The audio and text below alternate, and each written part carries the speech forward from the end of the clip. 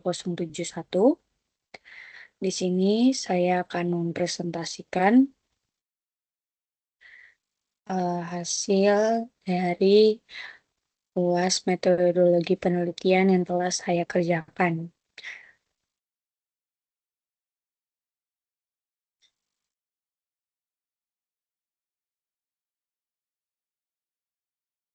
Judul saya tentang pemanfaatan Big Data dalam analisis pola polusi udara berdasarkan data waktu dan geografis. Di sini ada pendahuluan. Kualitas udara merupakan salah satu indikator utama dalam menjaga kesehatan lingkungan dan masyarakat. Peningkatan konsentrasi polusi udara seperti PM2,5, NOx, SO2, dan CO telah terbukti memiliki dampak buruk terhadap kesehatan manusia, terutama pada sistem pernapasan dan kardiovaskular. Selain itu, pencemaran udara juga berkontribusi pada perubahan iklim dan menurunkan kualitas hidup, terutama di daerah perkotaan yang padat penduduk. Teknologi machine learning dan deep learning telah menunjukkan potensi besar dalam pengolahan data besar dan kompleks untuk prediksi kualitas udara. Dengan pendekatan ini, model dapat memahami pola yang tidak dapat ditangkap oleh metode konvensional, sehingga menghasilkan prediksi yang lebih akurat dan dapat diandalkan. Ini ada permasalahan penelitian. Permasalahan utama dalam penelitian ini adalah tingginya tingkat polusi udara yang berdampak pada kesehatan masyarakat dan lingkungan. Beberapa tantangan yang dihadapi dalam upaya mengatasi permasalahan ini antara lain, yang pertama, peningkatan konsentrasi polutan udara seperti PM2,5, NOx, SO2, dan CO yang menyebabkan gangguan kesehatan, termasuk penyakit pernapasan dan kardiovaskular. Yang kedua, polusi udara yang semakin memperburuk kondisi iklim dan menurunkan kualitas hidup, terutama di perkotaan dengan populasi padat. Yang ketiga, kebutuhan akan sistem prediksi kualitas udara yang akurat untuk mengantisipasi dampak pencemaran dan merancang kebijakan mitigasi yang lebih efektif. Yang keempat, meskipun data meteorologi dapat meningkatkan akurasi prediksi kualitas udara, diperlukan metode yang lebih efektif dalam mengelola data besar dan kompleks. Di sini tujuan dari penelitian saya yaitu yang pertama, mengembangkan model prediksi kualitas udara berbasis machine learning untuk meningkatkan akurasi prediksi.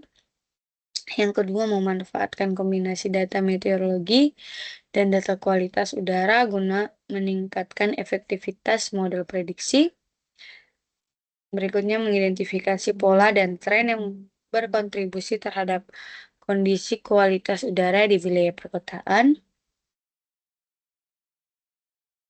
Yang berikutnya, menyediakan informasi yang akurat dan dapat digunakan sebagai dasar pengambilan keputusan dalam mengurangi dampak polusi udara.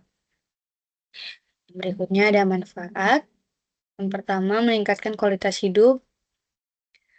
Dengan sistem prediksi yang akurat, pemerintah dapat menerapkan kebijakan mitigasi yang lebih efektif untuk mengurangi dampak polusi udara terhadap masyarakat. Yang kedua, mengurangi dampak negatif pencemaran, yang dimana model prediksi yang akurat memungkinkan langkah-langkah pencegahan terhadap penyakit akibat polusi udara. Yang berikutnya, meningkatkan efisiensi pengelolaan lingkungan. Dengan informasi akurat mengenai polusi udara, pengelolaan lingkungan dapat dilakukan lebih baik lagi. Yang berikutnya, meningkatkan kesadaran masyarakat. Data prediksi dapat digunakan untuk memberikan peringatan dini kepada masyarakat agar dapat mengambil langkah pencegahan. Yang berikutnya, mengembangkan teknologi penelitian ini dapat berkontribusi dalam pengembangan metodologi analisis big data dan model prediksi berbasis machine learning. Yang berikutnya adalah landasan teori, di mana prediksi kualitas udara, yaitu model empiris, berdasarkan data histori untuk prediksi masa depan. Yang kedua, model fisik, yaitu memanfaatkan prinsip-prinsip fisika dalam prediksi. Yang berikutnya itu model hybrid, yang dimana itu adalah kombinasi model empiris dan fisik untuk meningkatkan akurasi. Yang kedua ada machine learning, Supervised learning menggunakan data berlabel, supervised learning tanpa data berlabel, semi-supervised learning yaitu kombinasi kedua metode di atas.